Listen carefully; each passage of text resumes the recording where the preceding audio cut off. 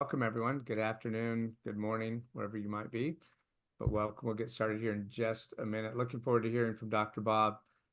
We collaborate on another interactive podcast that we do together, the Well Wave Now group on Tuesday afternoons. So certainly welcome everybody to participate in that too. But we'll get a few more people that are joining a little late, and then we'll get started.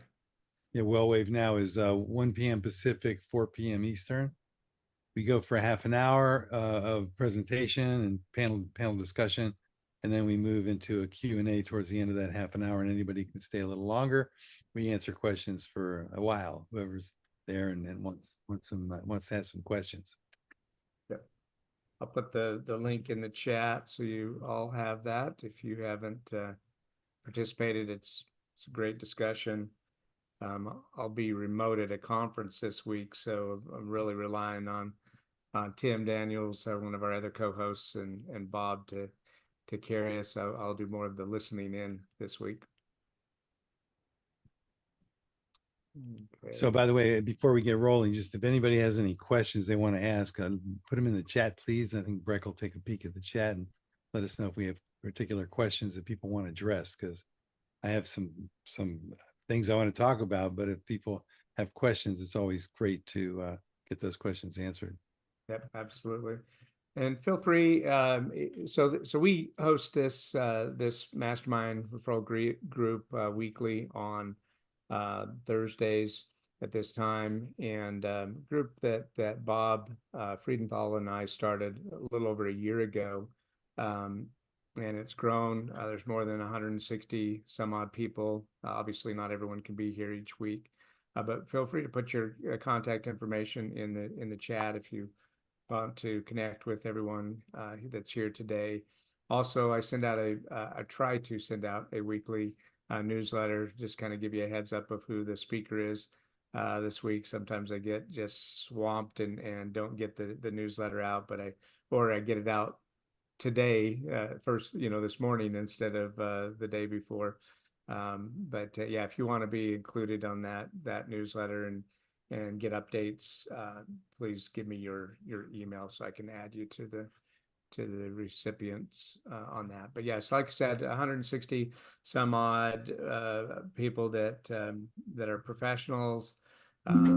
We've got doctors, lawyers, scientists, professors, PhDs, PharmDs, because of my industry, my background, a lot of pharmacy professionals.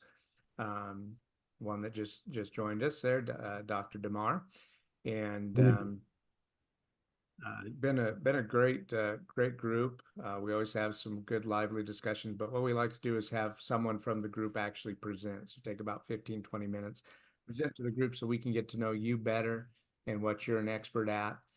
If you haven't presented, or if it's been a while since you presented here, please let me know your availability. We'd love to get you in the list.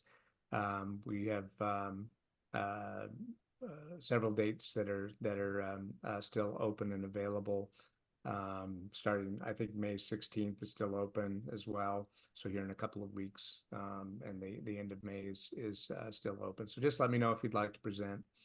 But I've really loved referring business over the years. It's kind of been just pleasure to me to connect people, and not that I'm a super connector, but I try to be sometimes. And I kind of live by the principle that I learned over 30 years ago in sales training from the late great Zig Ziglar, that you'll get everything you want out of life if you help enough other people get what they want.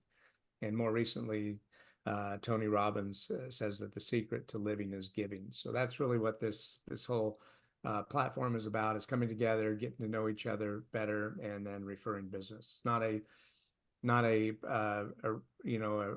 prerequisite. It's not mandatory that you give referrals, but as you get to know people better in the group and know, like, and trust them and understand what they have to offer, then it's easy to make referrals. Several connections have happened through this group and other collaborations and things that many of us are doing together to help each other in our in our own business endeavors. So, back in the day, I used to think my superpower was that I know a guy, and now with social media and everything, that's become several thousand, right? And so it's pretty interesting how many thousands of people we can all be connected to. One of my recent campaigns, has over 100,000 followers and gets, 1 million views every, 20 days or so. And so there's just a lot of people that we can get connected with now with technology. And we get off on tangents about artificial intelligence all the time on this group because there's some really fun tools out there that people are using, and there's some really good experts here that have done a lot more in AI than I've even done. But yeah, so just want to introduce the group. Please feel free to put your contact information in the chat so we can all get connected.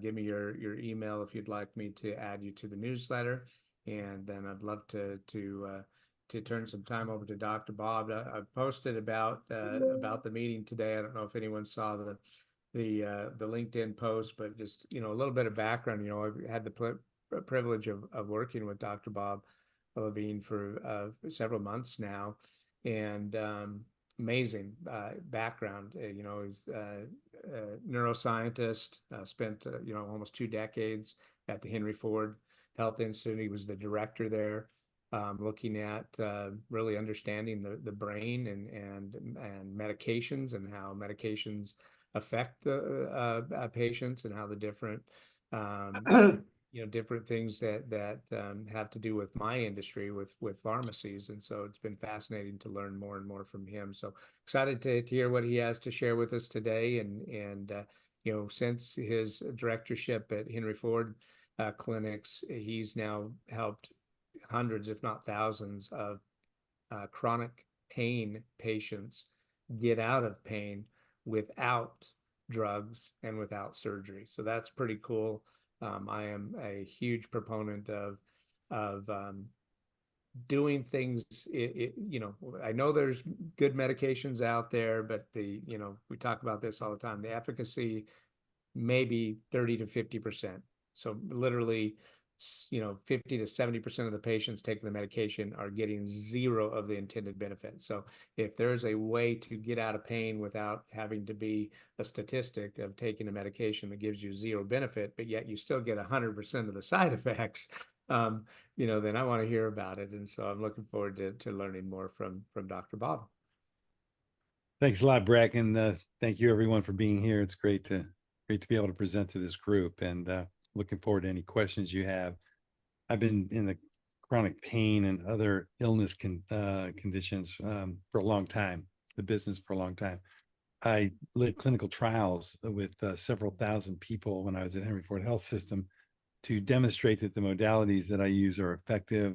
We ran some double-blind clinical trials and some single-blind trials. And so it was really great to collect all that data and show that what we were doing was really working. And I think the biggest testament to the work that I did in chronic pain was that when we did multi-session group programs that I led from the stage without ever touching anybody, giving people what they need to know and what they need to do to get themselves out of chronic pain and become their own healers, which is how healing works, in my opinion. We had more than 90% retention in the programs, multi-session group programs over many months, because people were getting benefits. And so I've always said that if somebody can get benefits within the first 1, 2, or 3 sessions that I work with them on, then they're going to stick with me, because it's hard to get benefits when people have chronic pain, sustained benefits that hold, right? And that's why it's so important for people to figure out what they need to do on their own. And that's why I help them figure out what they need to do on their own while I'm guiding them, while I'm teaching them. So they get the job done. We all get the job done. We all heal ourselves. And with the help of whatever it is, whether it's a pharmaceutical to help our body get back into balance, or whether it's a natural therapy that the practitioner provides. And so I just wanted to mention that about the clinical trials and the data. I put my contact information in the chat. There's this link there called drbobtalks.com, which has my full curriculum vitae, among other things, and some other things that I've done. So you can check me out at your leisure if you'd like to do that. The question is, how do people get out of chronic pain when they have it, and how do they do it naturally, and how do they get off medications? How do they get off these difficult opioids that are given a lot when people are in chronic pain? How do they recover fast after surgery? Well, in my opinion, so everything I do relates to a system that I call automatic pattern recognition and interruption system. It's a system of modalities that I put together. It involves a multimodal approach because I learned early on in my clinical trial days that a single mode therapy is unlikely to resolve a longstanding chronic condition. I always use the example: you can't give somebody who's got a fear of flying to a chiropractor or a physiatrist and have them really be effective at getting a lot of those people out, out of their fear. And you can't give somebody with chronic back pain for many years to, let's say, a guided meditation hypnotherapy expert and expect them to have reliable, high percentage, not curing, but high percentage alleviation or elimination of that chronic pain. So everything I do involves putting together a multimodal approach where we address the mind, body, and spirit all together. So I'm just going to go over some of the technologies that they're not really technologies, some of the approaches I use. And by the way, all the approaches I use are super simple. And because in my mind, and I have a simple mind, I like to think, at least I like to keep it simple. Everything that we do has to be understandable by everybody. It can't just be understandable by the top 5% of people who have super intelligence. It's got to be understandable by everybody in all walks of life. So I keep everything I do really simple. Some of the modalities that I use a lot of guided meditation and it's language-based, specific language. I'm trained in communication. I led communication training classrooms for many years to a lot of people. And the word is really important. How we use language is so important. So I just say that guided meditation allows me to help people, give them guided meditation audio tracks that they can listen to over and over again to help them harness the power of their mind. Some people would say harness the power of the subconscious mind. In my world, the automatic patterns that people have they reside in the subconscious mind, because if the automatic patterns were conscious, we would say, oh, there's an automatic pattern driving me to get this result that I don't want. And therefore I'm going to make the change. Now, sometimes people are aware of automatic patterns, especially when we work together and they get the automatic patterns that somebody has gets revealed to them. Then making the change is really important, right? Revealing automatic patterns and making changes requires two things. First is it requires a new awareness of the right type. So somebody needs to be aware of their automatic pattern and what it's causing them, what results that's causing for them. And those unwanted automatic patterns are causing results that people don't want. I mean, look at your own lives. I look at my life. There's certainly areas of my life where I have results that I would rather not have. So the question is, why? I say it's because of the automatic patterns that are running in the background, underneath in the subconscious mind.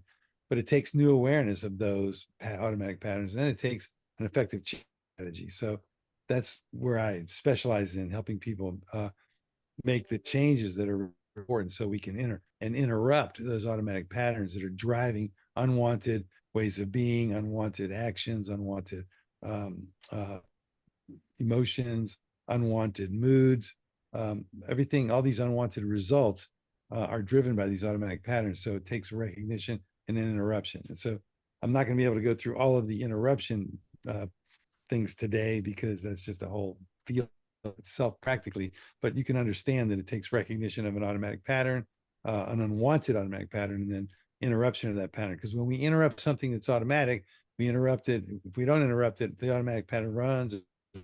As soon as we interrupt it, whoa, free of the pattern. And that's beautiful. That, to me, that's real freedom. So the guided meditation tracks are specifically designed to harness the power of their mind.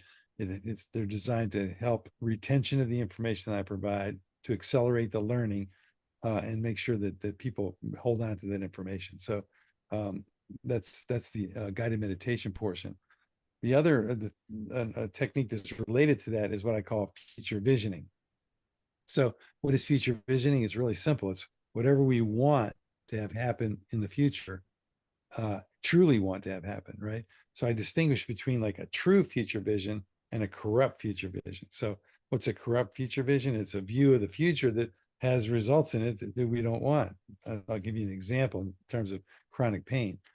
A corrupt, many people in chronic pain have, because they've tried so many modalities, so many things, they've got so many places, and they've just had it. I mean, their corrupt future vision is, I'll probably never get out of this pain. I just want to find a way to manage it. If I can go from an 8 to 10 down to a 4, 5, or a 3, 4, and a 0 to 10 scale, that would just be so, I'd get so much relief from that.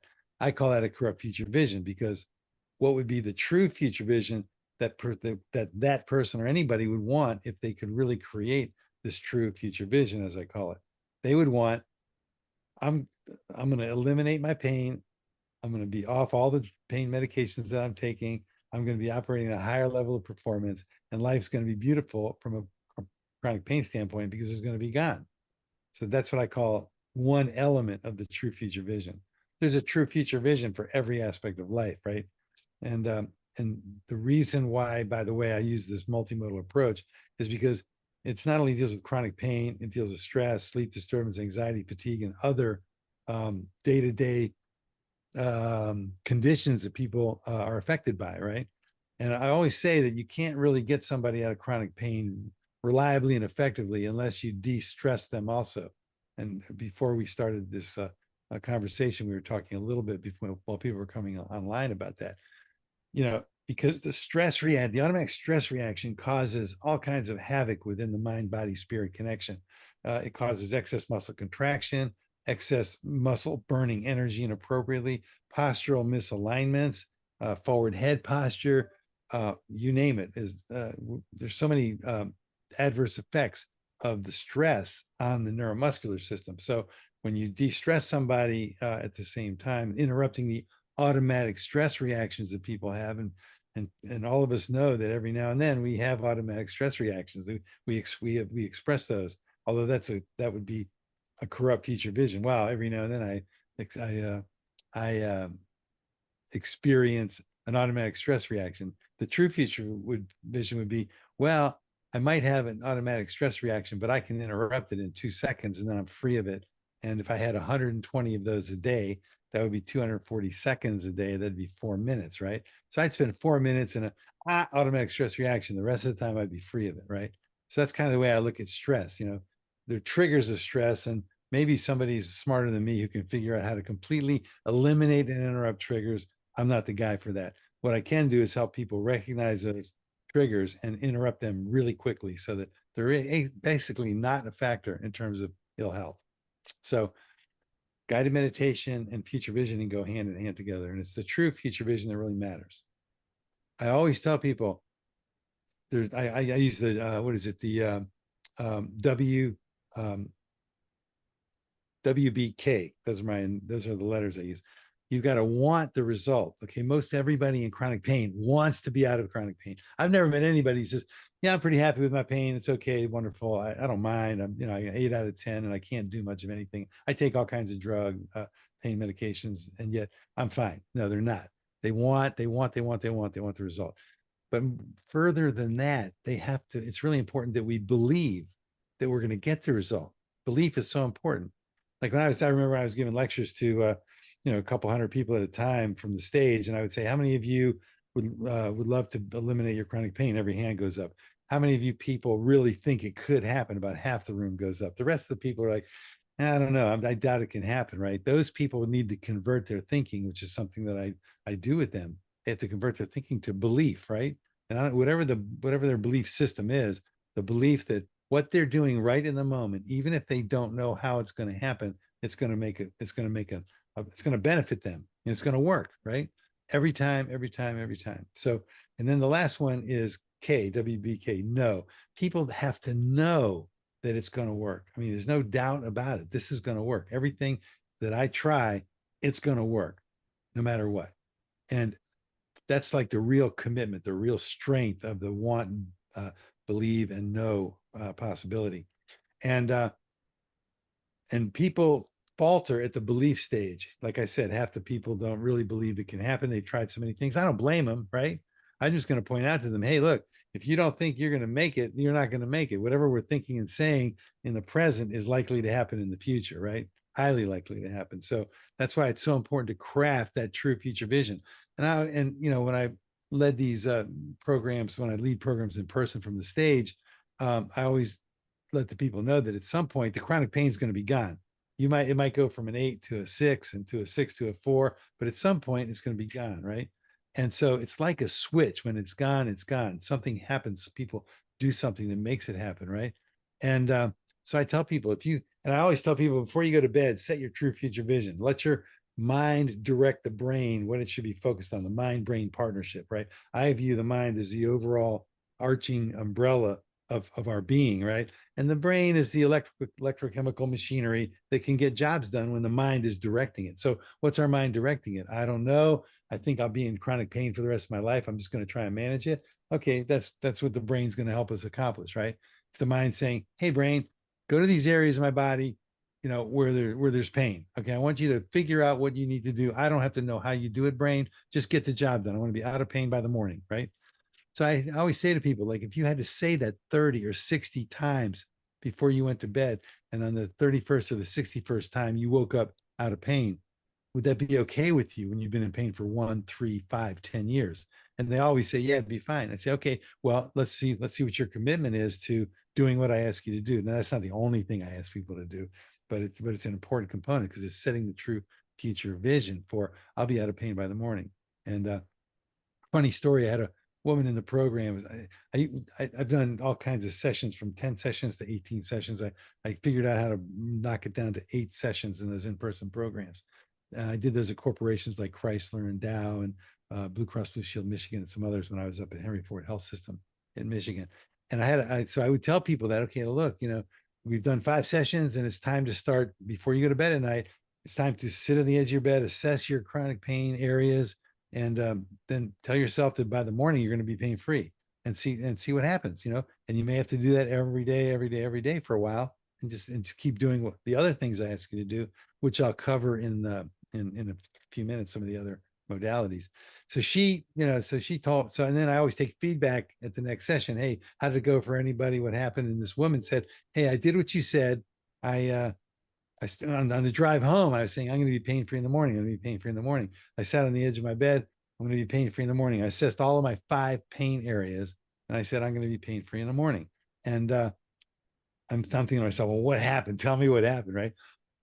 So she said, I woke up, I sat on the edge of my bed, I assessed myself, and I had 0 pain anywhere in my body, which was, for me, I mean, I'm happy she said that. It was really great. But the point is that, and that's an anecdote. It's an N equals 1. Nevertheless, I believe that happens for everybody. It's just a question of when it happens. Happened with her quickly, right? So that's true future visioning, setting the intention before we go to bed, before we go to sleep. Our mind is telling our brain exactly what we want. Deep sleep, relaxing sleep. If we wake up in the middle of the night, we can smile, roll over, go back to sleep easily. A lot of people get stuck in the, I'm awake. That's the phenomenon. Oh man, I'm awake. Look out. It's going to be bad. I'm not going to go back to sleep for a couple hours. Well, they're speaking into that future vision. That's a corrupt future vision. So I teach a sleep program too, which, you incorporate that in my because that's part of stress relief, right? I incorporate that into my global program with people that I work with. So now hopefully you can see the difference between true future visioning and corrupt future visioning. And in terms of communication, I always tell people, monitor what you're saying, every word that's coming out of your mouth. Slow yourself down by about 10%. Nobody will freak out. They won't think you've lost your mind when you slow yourself down. Listen to the words coming out of your mouth. How would they land on somebody else? Sorry, how would they land on you? And if they land okay on you, it's more likely that they'll land okay on somebody else. Not guaranteed, but it's highly likely if you listen to what comes out of your mouth and listen to your thoughts, right? Listen to your thoughts. I always say that, thoughts, they can create a corrupt future vision. And so it's a matter of recognizing those thoughts. And the only way that I know of to recognize my thoughts is to be aware of them, to, what am I thinking about now? And is that consistent with my true future vision? So that's a little bit of communication. I have a communication module in everything I do because all of these things work together. So let's talk about some of the neuromuscular movement patterns that people have. By the way, the dysfunctional automatic patterns or the unwanted automatic patterns, that's everywhere in life. It's everywhere from, how and what we eat to how and what we, how we exercise, how we think, how we speak, how we communicate. All of these things are part of, they can be affected by unwanted automatic patterns. So, our relationships, how our relationships are, how we communicate with significant others and loved ones, how we communicate in the workplace or when we're online. And so some of the dysfunctional automatic patterns that I work with in terms of chronic pain are the movement patterns that people have, the static patterns and the movement patterns. Like we're sitting here and some of us are scrunched over like this, and some of us are upright like this. And every time I start talking about this, everybody gets up, The problem is that we have these lifelong patterns. Like for instance, walking. If you look around, you watch people walk from like when I talk about this, walk, the people watch other people walk a lot. You'll notice that people, for the most part, about 75 or more percent of the time are looking down at the ground. Now, I think they're checking themselves out. How do I look? How am I doing? Am I going okay? But really, then some of people think if I look down, I won't trip and fall. But yet, if they look down, they're much more highly likely to trip and fall than when they're looking out in the distance, right? Plus, what happens when we look down? Okay, we're down at our phone, down on our computer. It creates this forward head posture, which if you look at people as they get older, and if you have somebody take a picture of you, just stand naturally and have them get on the side of you and take a picture. And if your ears are forward of the shoulder, then you got a forward head posture. That means that's where the neck strain comes from. That's where the trapezius, the upper shoulder, top of the shoulder strain comes from. And that throws ripple effects throughout the body. So, static postural patterns are really important, and movement is probably more important. So let's just talk about the dysfunctional movement patterns. The average person takes between 30,000 and 50,000 repetitive movements every, what do you think, day, week, month, every day, 30,000 to 50,000 repetitive movements. And that explains why when people go see their favorite practitioner, whether it's physical therapist, massage therapist, acupuncturist, chiropractor, whoever, right? Mind body connection expert. It's really challenging for that person who's focused on more or less a single modality to produce long-standing benefit for a chronic pain condition, because the person goes in, they get worked on in whatever modality it is by these outstanding practitioners who are highly trained, they know what they're doing, and yet they leave and they go back in their automatic patterns, and within 1 hour, 1 day, 4 days, whatever it is, they're back into their dysfunctional automatic patterns and they're back in chronic pain. So to me, that explains a lot. And that's why I love to coach other practitioners on incorporating other modalities. So in giving people things they can do at home that are meaningful. I'll give you an example. I had a client who, her toes were like really curled, older person whose toes were really curled under, right? And so the practitioner, I'm not going to say the modality, the practitioner was having this person pick up marbles with their toes, right? Now, if I have toes that are hyper contracted, why would I have them picking up marbles and create more excess contraction, and exactly where we don't want the toes to be? We want the toes to be out in front. We want them to have mobility to go up and down, be totally flexible, right? So you got to have the right stuff, the right practices. So one of the modalities, one of the dysfunctional automatic patterns I'm going to cover with you today, and I call this how to walk your way out of chronic pain. So walking is a big deal. The average person takes between, let's say at the low end, if somebody's pretty sedentary, maybe 2,000 to 3,000 steps a day, especially if somebody's sitting at their desk all day long and they get up and go to the refrigerator and they go to the couch to watch TV, they're getting not too many steps. But it can go from 2,000 to 3,000 up to 8,000 to 10,000 up to 15,000. And almost everybody that I've ever seen, with few exceptions, are walking improperly. So what are some of the ways that people walk improperly? Well, like I said earlier, looking down at the ground, great way to create a forward head posture, great way to create a ripple effect of the body structure, take all the muscles in the body and get them out of physiological alignment, so to speak. So they're doing things that they shouldn't be doing, right? Another one is no arm swing. So we need our natural arm swing at the shoulder, right? Back and forth, back and forth. And a lot of people hold, you'll see it in, especially in older people, even young people too. Their arms are locked by their side, a lot of people. And so what it takes neuromuscular contraction to hold the arm by the side. Try it sometime. Get up and walk and just hold your arms rigidly by your side.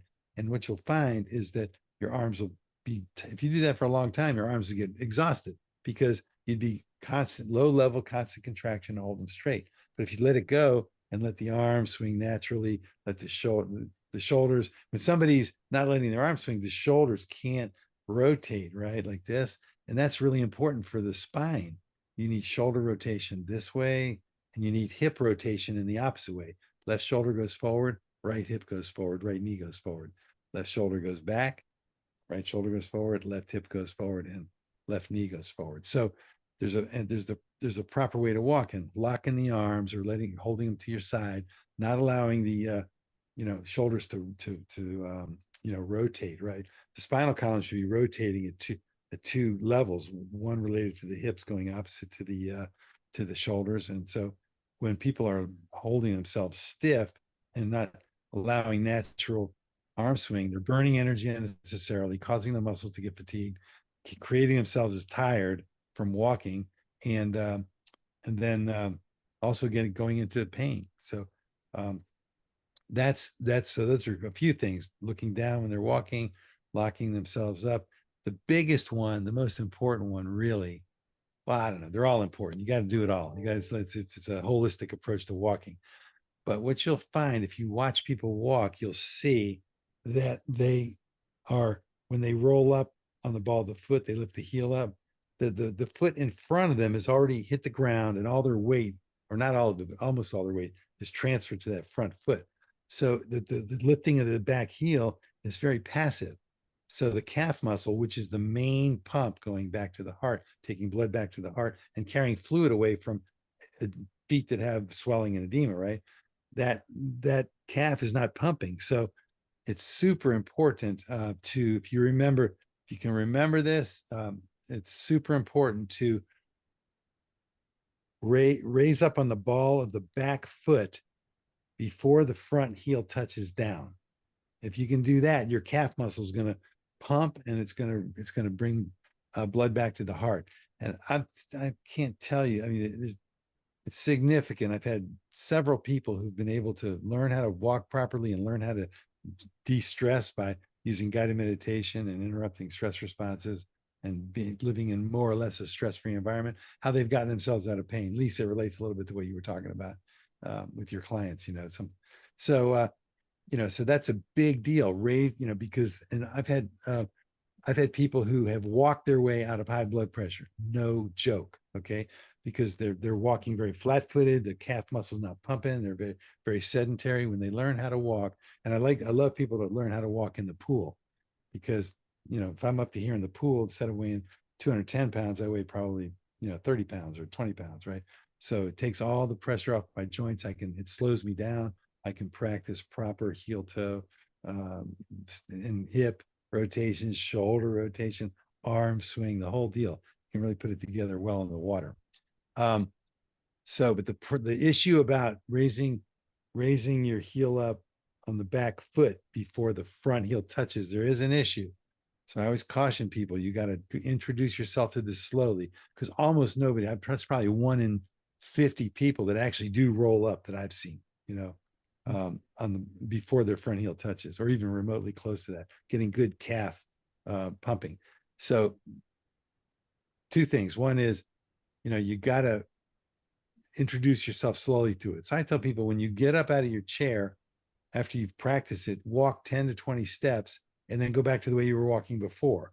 So that's the mind also creating a distinction for the brain. It's like, okay, brain, this is the new way we want to walk, is after we get up out of the chair, walk our 10 to 20 steps, right?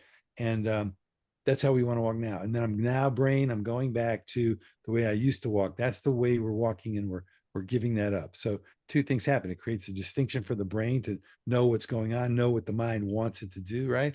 And it also makes sure we don't go into it too deeply. If somebody tried to walk that, if they could practice it for like a couple hours just to get to know how to do it, go out and walk even around a 440-yard track, they'd be wiped by the end of it because that calf muscle is not used to working that way. So you just got to be cognizant of that fact. I've had people walk their way out of high blood pressure. I had a woman in one of my programs. It was a great program. We did it there were 164 African Americans at New Hope Missionary Baptist Church. I did my only church program. I loved that. And people were fantastic. And what happened there was one of the women, I tell everybody else, look, you're going to learn how to walk this way. You got to walk and you're going to learn how to de-stress and you're relaxing. And, I always tell everybody in the first encounter that you got to, if you're taking any drugs, you got to monitor what that drug is supposed to be helping you do. If it's blood sugar, monitor it. If it's blood pressure, monitor it. Whatever it is, you got to monitor it. Okay. So this woman, and I said, and if you sense changes, make sure you get right away to your physician, medical team, whoever it is, and make sure that you get your dosage of the medicine adjusted. So this woman, after 3 sessions, she had really learned how to walk properly. She was doing it. She called me up and said, Dr. Bob, she said, I've been monitoring my blood pressure and it's normally medicated 145/95, fully medicated. So that's somebody who's out of control, right? The medicine can't really control them the way we want them to be controlled. And so I said, okay. She said, so what happened now? What's happening now? She says, well, I went to my doctor, my blood pressure is 90/60, and they didn't change my dosage of my medicine. So she's only 3 weeks into the program. She's she's on her way down in terms of blood pressure. So basically I said, okay, you got to call your doctor's office immediately and tell them what's going on. And if they don't help you immediately, you got to go to the emergency room and get some help because you need to have your dosage adjusted and be careful when you're driving and everything else. So that's the power of doing some of these movements the right way. Okay. So I teach, walking, proper walking, sitting and standing, bending and reaching, recognition of all these different automatic patterns that people have, how we eat at the table, how we towel dry, how we sleep in bed at night, all kinds of patterns that then you got to find out where are the trouble spots, where are the ones that can create the biggest difference. And the one that I've always found creates the biggest difference is the walking, because that's what people are doing most of unless they're super sedentary. So then I have I'm going to cover one or two quickie. I'm going to cover one more technique. There's some others, but one more that I believe is super important. I call it effective muscle release. So if I just take a look at my shoulders, I got one shoulder this high, one shoulder this low. You'll see people sitting in their chairs like this, walking around like this. This is a little bit exaggerated, but so anyway, what's going on here? Well, this muscle at the top, I like to keep things really simple. The muscle at the top of the shoulder is in excess contraction, right? It's pulling up. What's going on this side? The muscle underneath pulling the shoulder down is one of the biggest muscles in the body, the lat or latissimus muscle. So that muscle is pulling down. That's in contraction. And that causes a lot of people sometimes they can't even raise their arm up past, let's say, here. And they call that a frozen shoulder. I've released so many frozen shoulders really fast by making sure that I'm balancing out these muscles. And then also using mind-body therapy while I'm talking to them, I'm future visioning with them. You're going to be easily able to raise your arm straight up over your head. It's going to be simple. It's going to be wonderful. It's going to feel great, etc. You can just imagine the rest. So, so I have a technique that I teach people when I'm doing it like this online. I get back from the camera's higher. They can see my whole body. I can show them exactly what they need to do while they're sitting in a chair, while they're lying down in bed. I teach them in bed or on a massage table if they have it. So they can do all these techniques by laying down. And I started teaching them in bed because, people have to get in bed to go to sleep generally. I mean, the majority of the population gets in bed before they go to sleep and they wake up in bed. So I thought, okay, if I teach people how to do these in bed, I'm going to get more compliance. And I find that I do. So that's why I teach them in bed. But it's also good to try them. I tell people after they've been doing them for a while, try them on the floor or on a rug or on a mat, just to see how the difference of how it feels. So that's effective muscle release. And I have effective muscle release routines from the top of the head all the way down to the tip of the toe. That combined with the repetitive movements, the repetitive movement re-education, repetitive movements of daily living. Those two combined are really powerful. Plus the mind-body connection, future visioning, all that stuff working together. That's the multimodal approach, which I think is so important. I think I probably ought to end here. It's about 1:42. I see on my clock. What do you think, Breck? Should I wrap it up? Yeah, no, that's great. Okay. By the way, you could tell that I did not honor my communication technique of slowing myself down 10% and listening to every word that came out of my mouth. So if I said anything that offended anybody, I'm going to just apologize right now. No, appreciate that and appreciate the presentation. Any quick questions before we go into introductions? Mr. Mike Hayes? Yeah, I'd like to give a quick testimonial, quick story. I have a friend out here in California, 3,000 miles away from Dr. Bob, who had a medical condition. So I wanted to introduce him to Dr. Bob, who came out 3,000 miles, treated my friend. And I met with my friend's wife last night at the Commonwealth Club. We were attending a speech, and I asked her how he was doing, and he's doing marvelous. And they actually are flying Dr. Bob out again because of the ongoing benefits of his treatments. And so, that's a pretty serious commitment when you fly somebody across the country. And Dr. Bob came through with flying colors. So thank you, Dr. Bob, for helping my friend. That's It's awesome. great. Thanks, Mike. Yeah, thank you. Yeah. Moshe, you had your hand up, and then Roy. You're on mute. There we go. I'm wondering from the different meditation guidance that you give, how similar is what to you're offering to hypnotherapy? I mean, to me, everything is under I don't care what you want to put as the umbrella. You can put hypnotherapy as the umbrella. You can put guided meditation as the umbrella. You can put guided imagery. It doesn't matter. Whatever umbrella somebody likes. I typically don't use the word hypnotherapy because 5 to 10% approximately of the population freaks out when they hear the word hypnosis. They think it's mind control, or they think of people quacking like a duck on stage. So I say it's highly related, and it's anything that addresses the subconscious mind is under the hypnotherapy umbrella, the guided meditation umbrella, whatever you want to call it. Yeah. So yeah. So I love accessing the subconscious mind because that's where the power is. Second question, Matt, is the fact that you talked about the fact that if someone doesn't truly believe they can be fully pain-free, that they're not going to be. But I know a lot of programs, people get better in steps. I didn't exactly say that though. Can I? Then I may have misheard it, because I think that if people can go from a 10 to an 8 in pain, now they're going to be more encouraged, and maybe they think there is potential to bring that further down as they start to improve.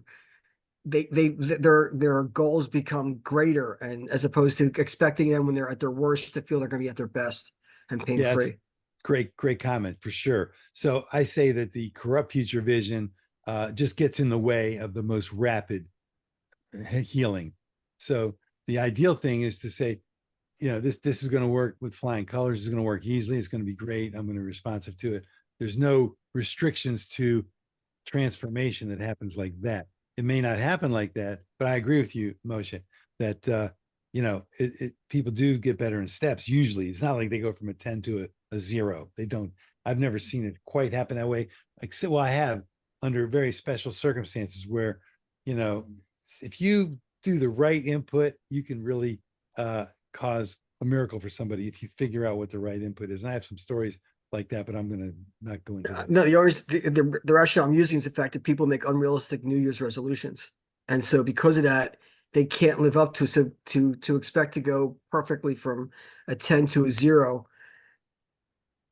I'm not going to dwell anymore. I just want to. Well, so if somebody says, "Am I going to go 10?" I mean, I don't tell somebody in the first session that you're going to go from a 10 to a 0 overnight tonight, and I haven't even taught you anything. Never say that. So the reason why, in my opinion, people, I don't think their New Year's resolutions are unrealistic at all. I just think they don't have a structure in place to carry out fulfilling on those resolutions, which is why I taught team management leadership program for many years, because people need a structure for the fulfillment of the results that they want, and most people don't have that. Right. One more. Okay, I'm sorry. Thank you. Yeah, thank you for the great question. Really, we got a couple hands up here. Right. Okay. Yeah. Great practical information. This is wonderful. I have a question about the proper walking. Yeah. Now you say, I guess I'm going to try to figure out if I'm properly walking or not, but I assume I'm not. if I'm not properly walking, I'm not using my calf muscles properly, so therefore not pumping the blood properly, and that will affect my blood pressure. Am I? It can. It can. It's people Okay. can walk flat-footed and not pump the calf, and they don't have blood pressure problems. So it's not like all blood pressure is caused from pooling of the blood and fluid in the feet. It's just that if somebody has high blood pressure and they're not walking properly, learning proper walking can make a big difference. Okay, so that's good. That's what I thought I understood. So I always like to lower my blood pressure. So this might be an excellent way to do it more effectively. I usually do it with breathing, but well, how do you know that your blood pressure is high in the first place? Well, I take my blood pressure. And if it's high, so in other words, you take your blood pressure and it's high, and then you got to like do something to relax yourself to exactly. And because I know what relaxes me and lowers my blood pressure, I try to do that whether I'm taking my blood pressure or not. Yeah, that's really good. But my point, the point I would like to make is you can't do that, not 24/7, but you can't do that every waking hour. And so what I would have somebody do in your case is I'd say, okay, take your blood pressure, just take it once an hour and don't do just live your life. The alarm goes off, take my blood pressure, record it, and let's just see what it is before you do anything. Okay. And then, okay, that's good. Yeah. And then it's like, wow, when I relax myself, it goes to 115/70 or whatever it is. When I'm not relaxed, it's like 135/85. So I would rather have it be lower. And what does it take for me to get it lower? Then that would be the question. And then what can I do reliably? And walking is one thing you can do. Some people say, well, I exercise to relieve stress. Well, you can't exercise 18 hours a day. So you exercise, you feel great, and then you go back into these automatic patterns. And so it's really a matter of exercise is fantastic. It's really important, and Armin will tell you that for sure. But then what I would say to go along with that is I've seen you, Armin. I've seen you without your shirt on. Incredible. Love that picture, man. And but it's really important to understand that there's a lot that feeds into ill health. And so identifying these dysfunctional, unwanted automatic patterns is an important component. Thanks for that question, though, Roy. Dr. Lewis, if you have other questions, Roy, put them in the chat. Dr. Lewis, and then Salim. So great presentation. Thank you. Bob. And so one of the, really a couple questions. So what you're saying, well, my takeaway is that you have really two things going on. There's a mind and component to everything, but there's also a body or a physical component. And so in order to affect or to potentially get to the root cause and solve the problem, you have to affect both areas. And it's just a matter of whether you do it first or second, depending on. Well, to me, I always say if somebody listens to a guided meditation, by the way, thanks for that question. That's a great question. If somebody's listening to a guided meditation track and that's all they're doing, they're not doing any addressing dysfunctional movement patterns, that's one modality. But if right after that they get up and they start addressing their dysfunctional movement patterns, that's another modality. Okay, so the mind-body connection in my opinion, should be addressed together for maximum benefit. I've gotten people out of pain in one 5-minute session because I went right to the place. I didn't have to do any, mind-body connection stuff. No, no subconscious mind work. I got them out of pain, especially if it's acute. It's really easy to get people out of acute pain when you know what you're doing. So, I think sometimes I talk too much in black and white. It is the best results can be accomplished when there's a multimodal approach, mind-body connection, working on the mind-body connection together. And Lamar, if you and I could connect afterwards, I've got something I need to share with you that I've observed, if that's okay.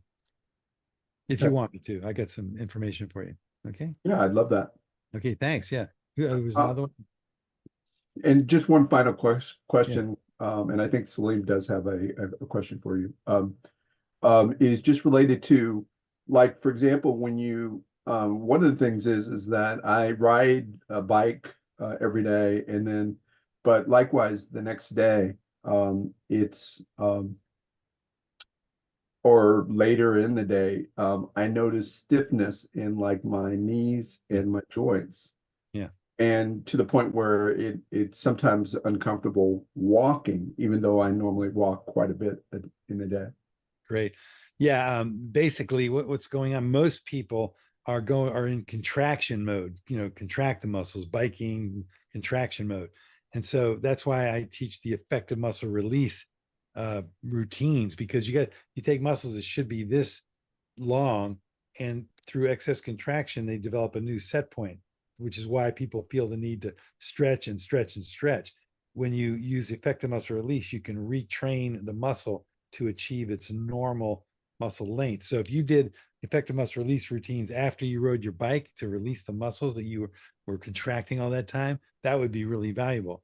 And I don't believe you can just use conventional stretching to solve that, because the set point over long term, the set point is low. That's the normal set point of the muscle length. So you really need to re-educate it to get back to its normal length. If you stretch it, you can get some stretching relief, but then the muscle's highly likely to go back to the new set point, which has been there for quite some time. I hope that answers your question, Lamar. Yes, it does. Thank you very much. You're welcome. Yeah. Yeah. Salim?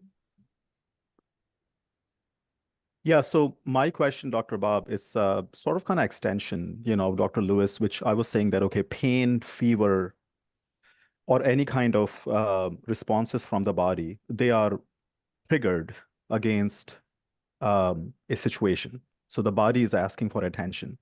Yeah. If we assume that if I have so much control over my brain, and I literally block my pain receptors to reach to my brain, and I'm not feeling the pain, that could eventually end up on a more devastating situation. It's like keep masking the fever and not seeing the reason of the fever. I agree with you 100%. There's people have to know if they're like, some people have such high pain tolerances because, they're really, really tough, and it's a mistake to go that route, because so that's certain people use hypnotherapy, for instance, to attempt to block the pain reception, and that can actually work. But to me, that's just another Band-Aid. I don't agree with that approach, So yeah, it's you got to use, the pain's a great signal. The pain is really an important signal. I tell people to never take pain meds unless the pain is excruciating or it's causing a dysfunctional movement pattern, like a serious limp, or some other dysfunctional movement pattern. So, because the pain signal is beautiful, we need the pain signal to tell us how we're doing. How are we? What kind of progress are we making, right? And we want to. And there's something else I teach, which I'm not going to. I teach people to move toward the pain and work at the edge of pain. I'm hopefully you can get what I'm saying out of the words I'm saying, because people tend to move away from the pain, and then they end up, all kinds of contortions because they keep moving away from the pain. I have a great story I could tell you, but I can't because there's no time. But it's a beautiful story about how you can simply unlock somebody's compensation away from pain to get them right back to neutral, and amazing things can happen in the body. Moshe, looked like you had another question. I did. You mentioned earlier about speaking 10% slower so that your words bounce on you before it hits others. I don't know if that is as effective as it sounds. And that's because when you're writing a paper, many times you know what you're thinking, but it doesn't come out in the same way between head and hand. Hand to pen. When you're writing, you're saying when you're writing a paper. I'm saying, yeah, so the same way that when you write a paper, you may have thoughts, you may know what you're thinking, but others reading it may not. It's the same thing when you're speaking. And that's the only thing I wanted to bring out. So I know if I speak 10% slower, I'll get criticized just as much by my wife as I do when I speak quicker. Okay, So- everybody but your wife, because you're the wife, they'll notice, they're the ones who will notice it, but you won't notice. If I slow myself down 10%, you will have no idea that I'm really doing that on purpose for a reason, right? And also, it's likely, I said it's likely that the words, if they land well on me, they'll land on the other, but it's not guaranteed at all. So, and with writing, I do the same. When I'm writing stuff, and I've probably written, I don't know, 100 and some grants for funding and 80 scientific publications for, I've written up, writing is like, oh my gosh, I'm a writer, but when I write, I also read what I write like I'm speaking it. And so that helps me make sure that what I'm writing can communicate. It's not perfect. That's why we have proofreaders. I love proofreaders. I love being critiqued. I love somebody tearing my stuff apart. But so No, Jasmina. lucky you have to find it. It's on my shoulder. So Yeah. she'll be back in about 5 minutes. It'll be on my shoulder. So. there you go. She's on your left shoulder because your left shoulder is way lower than your right shoulder. I know. By the way, I'm glad you brought that up because that was one of the things I used to see with people before cell phones became popular. People using a phone at the office who tried to multitask was in that exact position. And it got even worse because they would use their chin to hold the phone down. Yeah, that's right. So I can't tell you how much that I used to see that. It was almost like fingernails on a chalkboard. Right. Yeah, I hear you. Hey, listen, when you look, if you listen to what I'm saying about walking and you start watching people walk, you will never stop watching people walk. You will always be watching, just generally saying, how are they walking? What's going on with them? Wow, no arm swing. Oh, the head looking down. Oh, they're flat footed. They're not rolling up on the ball, the back foot before the front heel touches. You'll be able to critique them like crazy. Before I injured my back again, I was walking 6 miles a day back in August of last year. So I do understand about the benefits of walking. Yeah. My issue is not calf pain as much as it's blisters. So, I hear you. Yeah. So really quickly, we have a minute left and want to make sure Jasmina gets her question. I don't have a question. I just want to thank you for the great presentation. I really enjoyed it. And I'm looking forward to talking one-on-one with you because we have so much in common and just a little bit tweaked approaches, but same stuff, same content. So I love it. Thank you. About speaking slowlier, I think there's really a huge benefit. I mean, I'm fast. I can talk really fast because my mind is going fast. But then when I slow down, then I slow down and I'm in control of that stress response that we're sometimes creating completely unconsciously, even just by speaking fast. So thank you for reminding us of that. That's awesome. So be sure to save the chat, everyone, especially you, Dr. Bob, because there's another question from Roy. You may want to reach out to him and connect. But yeah, appreciate you know what?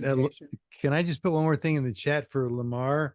If you're up for it, Lamar, if you go to drboblive.com, that's my Zoom link, and we can just really quickly do a quickie Zoom now if you're up for it. Yeah, I'd love to. Okay, so I put it in the chat, drboblive.com. That's my Zoom room, or one of the ways to get to my Zoom room. So I have drbobtalks.com, and that's it doesn't lead anywhere. It doesn't what? It does not lead anywhere. I clicked on the link. Maybe I have something wrong. Live or talks? I have.